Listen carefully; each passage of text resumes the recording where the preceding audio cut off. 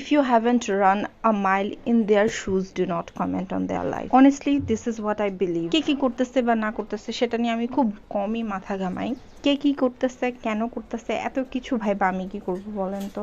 যে যা করতেছে তার কর্মফল সে পাবেই। কথা বলতেছি viral issue Roya Tasnim versus MD রনির ব্যাপারে। ওদের ব্যাপারে বললেও ঠিক, ওদের ব্যাপারে বলতেছি না। আমি দুজনেরই ব্রড ইন্টারভিউ গুলো দেখছি এন্ড ইয়েস, আমি ঘন্টার পর ঘন্টা গুলো শুনছি, কজ আমি ঘন্টার পর ঘন্টা কুশি কাটার কাজ করার সময় কিছু একটা ব্যাকগ্রাউন্ডে প্লে করতে থাকি। সো ইয়েস, আই লিসেন দাম। তাদের দুজনেরই কথাতে খামতি আছে, আর যেহেতু আমি একটা এমপ্যাথিক পারসন, আমি দুজনের ব্যাপারটাই দুজনের দৃষ্টিকোণ থেকে ভাইবা দেখার চেষ্টা করছি। পাবলিক প্লেসে যেহেতু শেয়ার হয়েছে এন্ড এটা যেহেতু ওনারা পাবলিকের হাতে ছেড়ে দিয়েছে, অবভিয়াসলি ডিসকাশন হবেই, অনেকের অনেক মতামত থাকবে, এটাই খুব স্বাভাবিক। শুধুমাত্র এক পক্ষের কথা শুনে কোনো মন্তব্য করা তো ঠিক নাই, বরং দুই পক্ষের কথা শোনার পরেও অ্যাকচুয়ালি জাজমেন্ট করা যায় না। আপনি তো জানেন না কি আসলে সত্যি কথা বলতেছে, তাই না? আমরা যারা ওদের ফ্যাক্ট চেক করতে পারতেছি না, তারা আসলে চাইলেই একটা মতামত দিয়ে দিতে পারতেছি না। একটা ভ্যালিড অ্যান্ড লজিক্যাল পয়েন্ট রাখার জন্য একটা অ্যাটলিস্ট ন্যূনতম ইনভেস্টিগেটিভ মেন্টালিটি থাকতে হয়, সেটা আমার নাই। সো আমি ওই দিকে যাচ্ছি না আপাতত। তারপরে ওই টপিক নিয়ে কথা বলতেছি বিকজ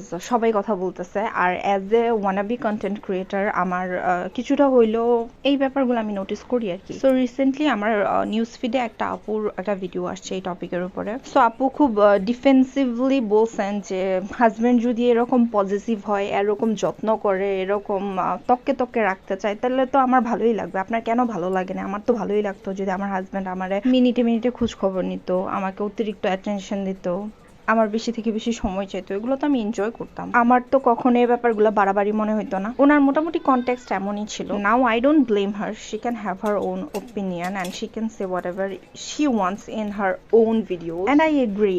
যে কেউ চাইবে তার হাজব্যান্ড তার অ্যাটেনশন দেখ, তার যত্ন নেক, তার সময় চাক, এইখানে কোনো দ্বিমত নাই। কিন্তু এটা তো জাস্ট একটা দিক। কিন্তু একটা সম্পর্ক তো শুধু একটা কারণে ভাঙ্গন ধরে না, শুধু একটা কারণে সাফোকেশন ফিল হয় না, বা একটা কারণে মানুষের মন উঠে যায় না একটা সম্পর্ক থেকে। সো আমি একটু কিউরিয়াস ছিলাম, তো আপুর পেজে ঢুকলাম, দেখলাম যে 353k প্লাস ফলোয়ার্স আছে ওনার। দেন আমার আপুর জিজ্ঞেস করতে ইচ্ছা করলো যে আপু, যদি হুট করে আপনার পার্টনার আপনাকে বলে যে I don't like you using Facebook, কি ফেসবুকে ভিডিও দাও, নিজের চেহারা দেখাও, নিজের মেকআপ দেখাও, মানুষ তোমারে দেখতেছে, তোমার সৌন্দর্য নিয়ে কথা বলতেছে, তোমার কথা বলার ভঙ্গি প্রশংসা করতেছে, আমি তো এগুলা নিতে পারবো না, তুমি এগুলা কেন করবা? এগুলা করা বন্ধ। আর তারপরে যদি এগুলা নিয়ে কন্টিনিউয়াসলি সমস্যা হইতেই থাকে, আপনার কেমন লাগবে? আমার জাস্ট জানতে ইচ্ছে ছিল যে আপনার রিয়াকশনটা তখন কি হবে। মোরাল অফ দ্য স্টোরি, শুধুমাত্র চুল কাটার কারণে ব্রেকআপ হয় না, তার সম্পর্ক থেকে মন উঠতে অনেক সময় লাগে। এনিওয়েজ, আসি আবার কেকের কথায়। আমি আসলে ভাবিনি আমি এই ভিডিওটা আপলোড করব, অনেক আগের ভিডিও। এই কেকটা বানানোর আগ পর্যন্ত আমি শিওর ছিলাম না যে 101 নাম্বার নজল দিয়ে ভালো মতো